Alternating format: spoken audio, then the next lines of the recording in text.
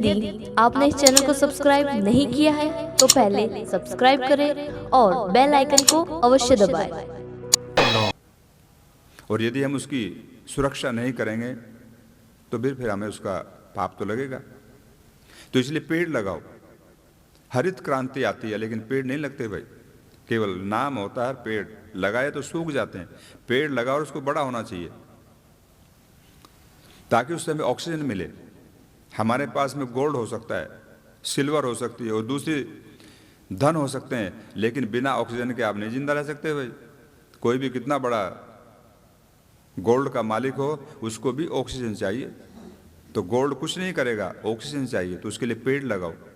यहाँ पर जब आते हो बड़ा अच्छा लगता है कि यहाँ पर नीम के इतने पेड़ हैं, बहुत देख करके प्रसन्नता होती है। तो बच्चों के जन्मदिन पर, शादी की वर्षगांठ पर या बुजुर्गों की जब हम तिथि मनाते हैं तो उस पर पेड़ लगाओ और पेड़ को पानी दो, बड़ा होना चाहिए। अगर हमारे देश के लोग एक एक पेड़ लगा दे तो कितना हो जाएगा एक साल में पेड़, बताओ कितनी संख्या हमारी, करोड़ों में है। अगर राजस्थान के लोग के, मैंने एक बार विचार किया था कि एक प्रेरणा देनी चाहिए राजस्थान वालों को कि भाई आप एक एक पेड़ लगाओ एक साल में, तो आने वाले 10 सालों में राजस्थान नहीं रहेगा भाई, ये तो हरा भरा हो जाएगा और यहाँ पर वर्षा होगी। अभी हम घूमते हैं तो लगता है, क्योंकि हम तो ऐसी जगह रहते हैं जहाँ पर फावड़ा मारो तो पानी ऐसे ही निकलता है गंगा के तट पर, तो वहाँ तो हरियाली हरियाली है। यहाँ पर तो हरियाली बहुत कम दिखाई देती है। तो अगर हम चाहें बच्चों के जन्मदिन पर एक पेड़ लगाएं, शादी की वर्षगांठ पर लगाएं, तो आने वाले 10 सालों में राजस्थान रेगिस्तान नहीं रहेगा, हरियाली से भर जाएगा, लेकिन कोई प्रेरणा ही नहीं करता। और हम भी हजारों रुपए तो खर्च करते हैं बच्चों के जन्मदिन पर, गुब्बारे लगाएंगे, बैलून फुलाएंगे, उनको फिर फोड़ देंगे, वो काटते हैं केक, लेकिन पेड़ लगाना चाहिए भाई। संकल्प करने, दूसरों को भी संकल्प करो भाई। जन्मदिन का मतलब 10 पेड़ लगाओ, चाहे आप एक पेड़ लगाओ। तो पेड़ लगाएंगे तो राजस्थान हरा भरा होगा और यहाँ पर हर चीज की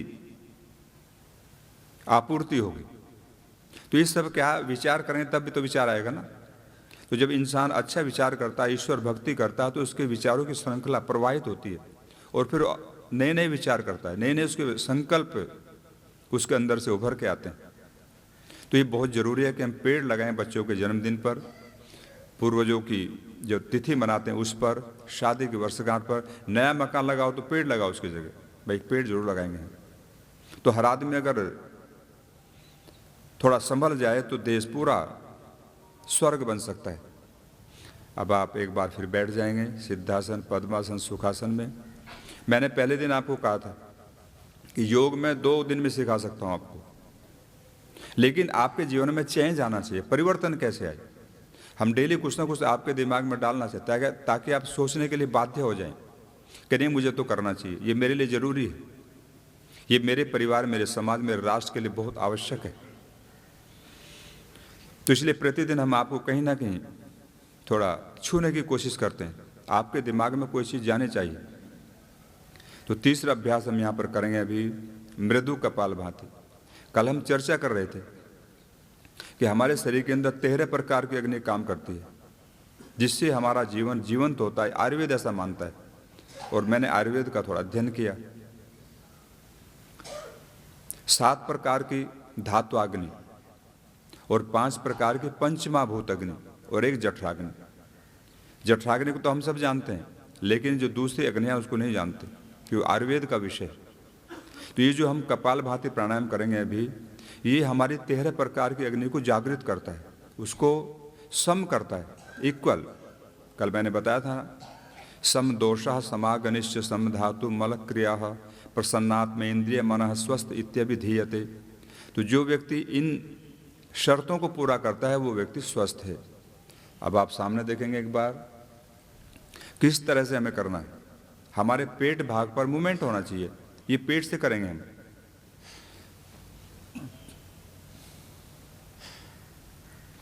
केवल पेट पे जब श्वास को बाहर छोड़ेंगे तो उसमें ही मूवमेंट होगा, अंदर बाहर। कंधों को नहीं उठाना भाई, थोड़ा इन्हें समझो।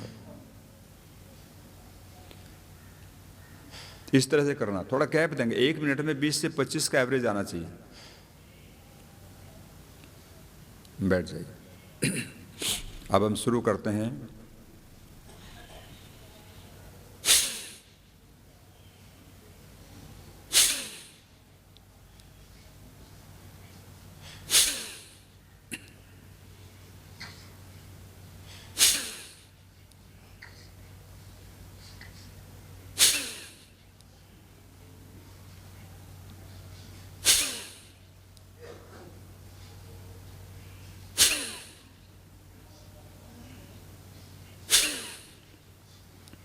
श्वास को बाहर छोड़ेंगे फोर्स के साथ।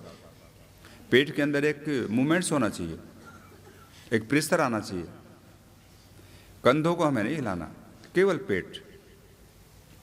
श्वास अंदर भरेंगे सामान्य स्थिति में और छोड़ेंगे थोड़ा फोर्स के साथ, तो हमारे पेट भाग पर एक प्रेशर आएगा, उसी से हमें आरोग्य मिलेगा। आज हम देख रहे हैं लीवर फैटी होता जा रहा है, हेपेटाइटिस ए बी सी की इतनी बीमारी बढ़ रही है, आप सोच नहीं सकते। हॉस्पिटल भरे हुए हैं, हमारा स्प्लीन डिस्टर्ब हो रहा है, ठीक से कार्य नहीं कर रहा है, प्लेटलेट्स नहीं बन रहे, कॉन्स्टिपेशन की भरपूर लोगों को प्रॉब्लम है, डायबिटीज बढ़ती जा रही है, पैनक्रियाज हमारा ठीक से इंसुलिन नहीं बना रहा है, हमारा बीटा सेल ठीक से नहीं पनप रहा है। तो इसलिए ये जो प्राणायाम है, पूरी हमारे जो पेट के अंदर ऑर्गन्स हैं, फैट भी नहीं बढ़ेगा आपका और अंडर वेट भी आप नहीं होंगे। सम अवस्था में योग हमें लेकर चलता है। तो इसके लिए हम प्राणायाम करें, और आप कर रहे हैं अभी मृदु कपालभाति। मृदु करते बहुत ही प्यार से, धैर्य से।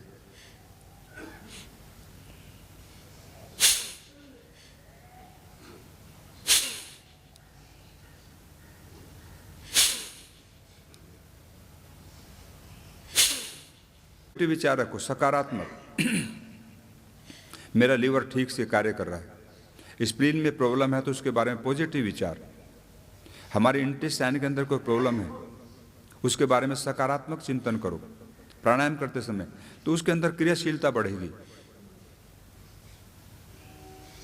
विचारों से भी एक चिकित्सा होती है।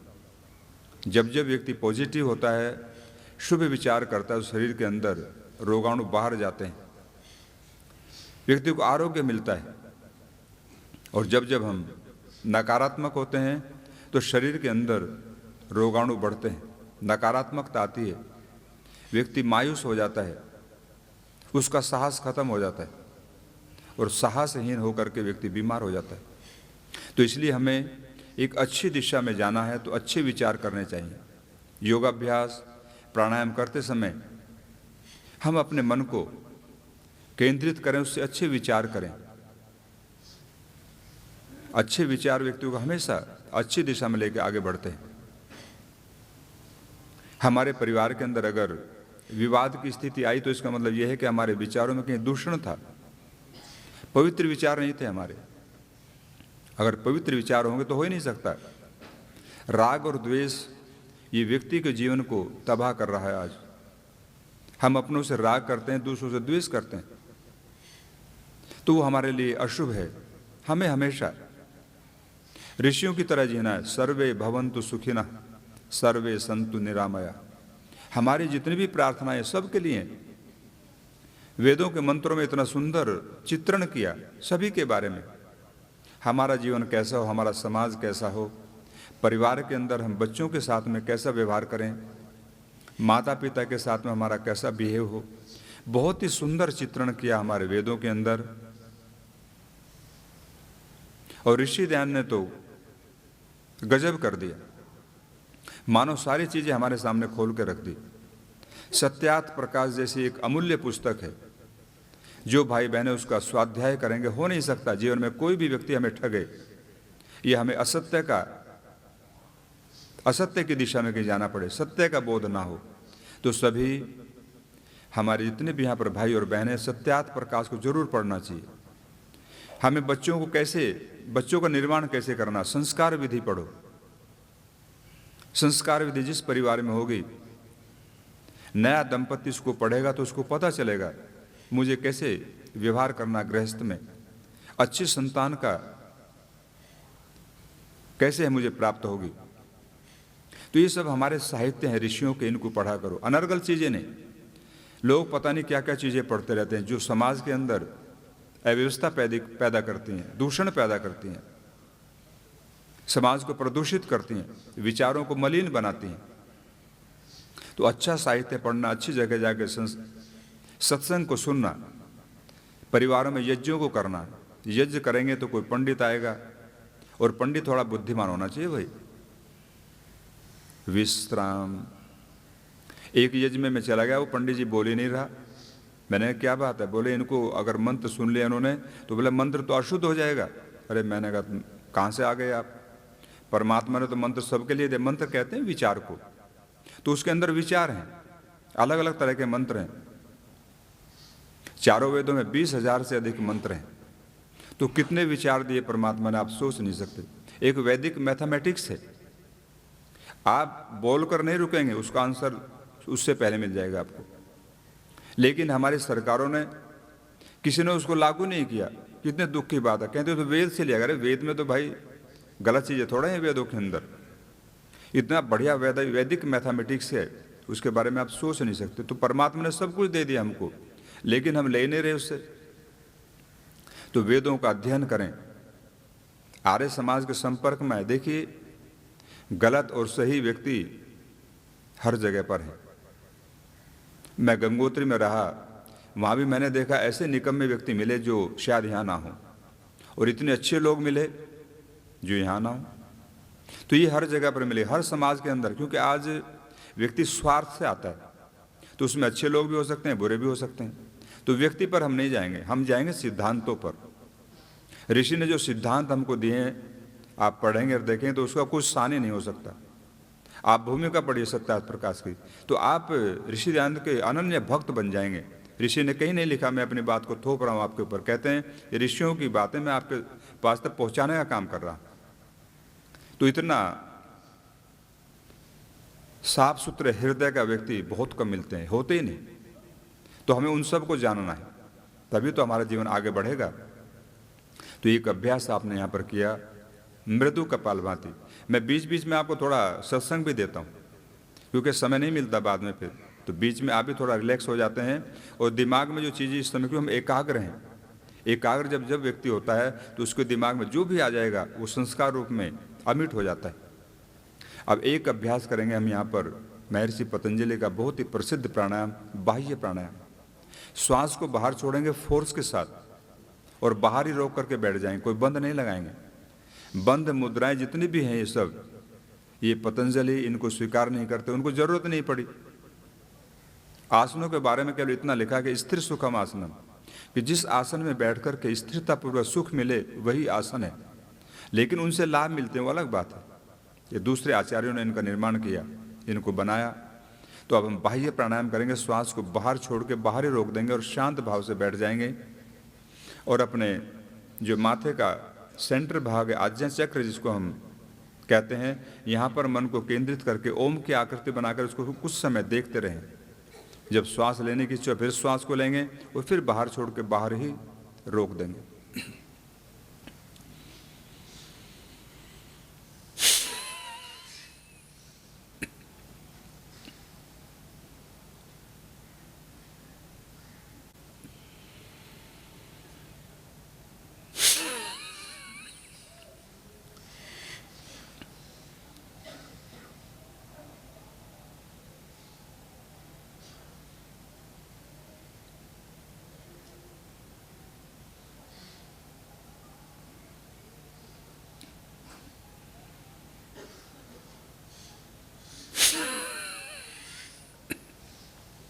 श्वास को बाहर छोड़ के बाहर ही रोक दीजिए। जितने समय तक रोक सकते हैं रोक कर रखें। उसके बाद फिर श्वास को अंदर भरें, फिर उसको फोर्स के साथ बाहर छोड़ दीजिए। इसी क्रम को लगातार हम करते रहें तो ये प्राणायाम पूरी बॉडी को प्रभावित करता है। मैंने इस अभ्यास को लगातार 2-2 घंटे भी किया है, और इससे जो आनंद की अनुभूति हुई वो दूसरे प्राणायाम से नहीं मिली। तो इसलिए हम भी इसको धीरे धीरे बढ़ाएंगे। पहले 5 मिनट करें, फिर इसको धीरे धीरे बढ़ा करके आगे ले जाएं। और आप जो समर्थ हैं शारीरिक रूप से 1-1 घंटा भी आप कर सकते हैं, कोई हानि नहीं। और ये समस्त शरीर के रोगों को दूर भी करता है।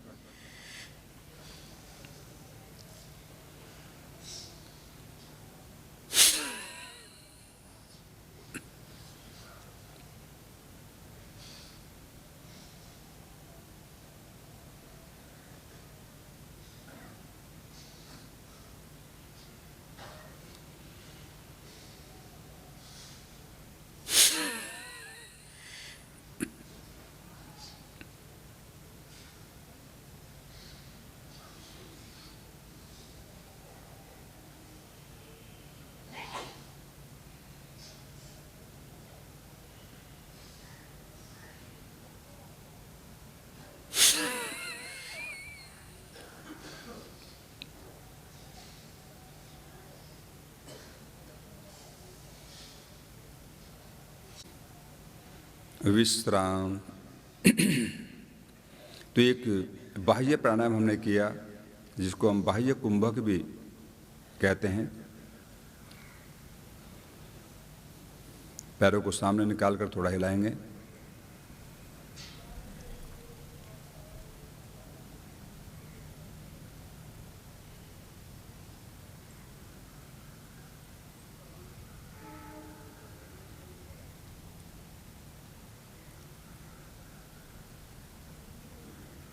एक बार बटरफ्लाई करें, दोनों पैरों को मोड़ते हुए तलवे मिलाएं और पंजे पकड़कर घुटनों को भूमि की ओर चलाएं। तितली आसन, बटरफ्लाई। नीचे वाले भाग को स्वस्थ करने के लिए बहुत ही सुंदर अभ्यास।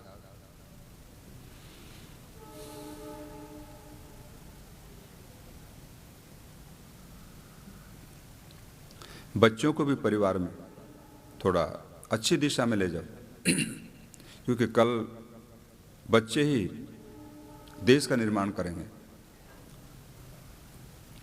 अभी मैंने एक दिन आपको बताया था, भारत में एक सर्वे हुआ, कोई बाहर की कंपनी ने किया, और उन्होंने बताया कि भारत के अंदर 40 करोड़ युवा आलसी हैं।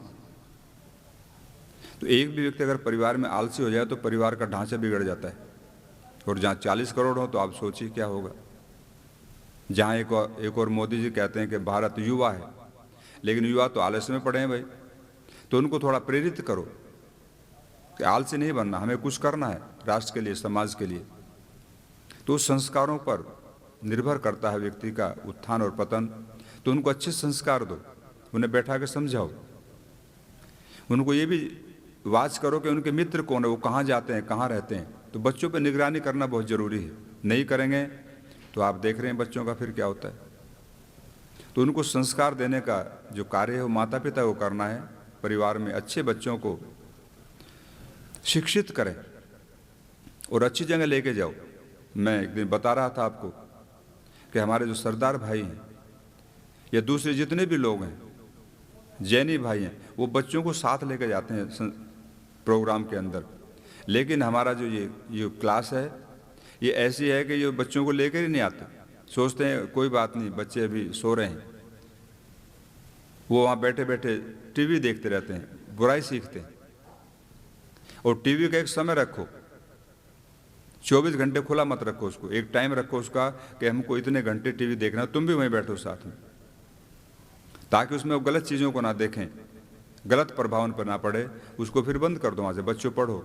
ज़्यादा समय, अधिक समय बच्चों को पढ़ने के लिए दो। तो जितने भी ये चीज़ें हैं बच्चों में कुछ संस्कार पैदा करती हैं। परिवार में बच्चों को अच्छे वस्त्र पहनाओ।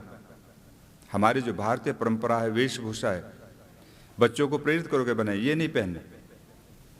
आज ऐसी ऐसी पैंट पहन के बच्चे घूम रहे हैं जो फटी हुई हैं, कहते हैं तो फैशन है। अरे फैशन थोड़ा है, तो बेवकूफ़ी है। फटे हुए कपड़े पहनना ही कोई फैशन हो सकता है कभी? मतलब अभद्रता का एक कोई पैमाना ही नहीं रहा। तो इसलिए हमें बच्चों को अच्छा पहनावा देना है। समझाओगे जब तो पहनेंगे, नहीं तो टीवी में देख करके वही पहनेंगे फिर जो पहन रहे हैं वहाँ पर। तो अच्छे लोगों को अपना एक मापदंड बनाओ। ऋषियों के पीछे चलेंगे हैं हम, ऋषियों की संतान हैं हम। कोई अनर्गल किसी ऐसे व्यक्ति से पोषित नहीं हुए भाई। हमारे पूर्वज ऋषि थे जिन्होंने हमें एक दिशा दी, तो उस दिशा पे हमें चलना है। तो परिवार में आपकी ड्यूटी है, आपके बच्चे कहाँ जाते हैं, कैसा पहनावा पहनते हैं, उनको समझाओ, नहीं बेटे ये अच्छा नहीं है, ये हमारे समाज के लिए अच्छा नहीं होगा। तो जब तक हम समझाएंगे नहीं तो बच्चे समझेंगे कैसे? छोड़ दीजिए। फिर पुनः एक बार बैठ जाएंगे सिद्धासन, पद्मासन या सुखासन में। और एक अभ्यास हम करेंगे यहाँ पर, कपोत उज्जाई। गले के लिए, थायराइड के लिए आज बहुत बड़ी समस्या है। यहाँ पर एक पौधा होता है बबूल, बावल शायद कहते हैं उसको। तो वो बहुत अच्छा प्लांट है। अगर उसकी छाल नीचे वाली ऊपर की उतार दीजिए, नीचे जो ग्रीन छाल होती है 1 इंच चकोर, जिसको टॉन्सिल है, थायराइड है या गले का कोई भी प्रॉब्लम है, उसको चूसना चबा चबा के, रस अंदर ले जाएंगे धीरे धीरे गले से। जो बच्चे हकलाते हैं, तुतलाते, उनके लिए भी जरूरी है। तो वो आपको कुछ ही दिन के बाद में, टॉन्सिल तो एक दिन में समाप्त हो जाएगा, आप 3-4 बार उसको ले लीजिए। अगर ऑपरेशन केस भी है वो भी ठीक होगा। और थायराइड का हम धीरे धीरे कुछ समय उसका प्रयोग करेंगे तो उससे हमें लाभ मिलेगा। उसकी जो फली हैं, फली यदि जिनको जोड़ों में दर्द है उन सब के लिए बहुत उत्तम है। उसका पाउडर करके 1-1 चम्मच सुबह शाम खाओ। जो बच्चे कमज़ोर हैं, जिनको धातु संबंधी कोई विकार है, तो इसके साथ में मिश्री और मिला दें और उसके 1 चम्मच सुबह शाम खाएंगे तो हमारी कई बीमारियों को दूर करता है और वो पौष्टिक है। और यहाँ पर तो ऐसे ही खड़ा है, उधर हरिद्वार साइड में तो देखने को नहीं मिलता। अब लोग तरस के, सबने उसको, पहले थे उसको काट दिया कि तो कांटों वाला पौधा है, तो यहाँ पर खूब खड़ा है, उसका हम प्रयोग कर सकते हैं। अच्छा प्लांट है। अब हम करेंगे कपोत उज्जाई प्राणायाम। ये गले के लिए, थायराइड के लिए, टॉन्सिल के लिए और गले को अच्छा माधुर्य से भरने के लिए। श्वास को अंदर भरेंगे आवाज़ के साथ, बाहर छोड़ेंगे आवाज़ के साथ। मैंने इसको सीखा कबूतर से। पशु पक्षी भी हमारे गुरु होते हैं, सारे आसन उन्हीं से लिए हमने। कोई मरकट आसन है मंदिर बंदर से लिया, जिसको हम अच्छा नहीं मानते। तो कीजिए प्रारंभ।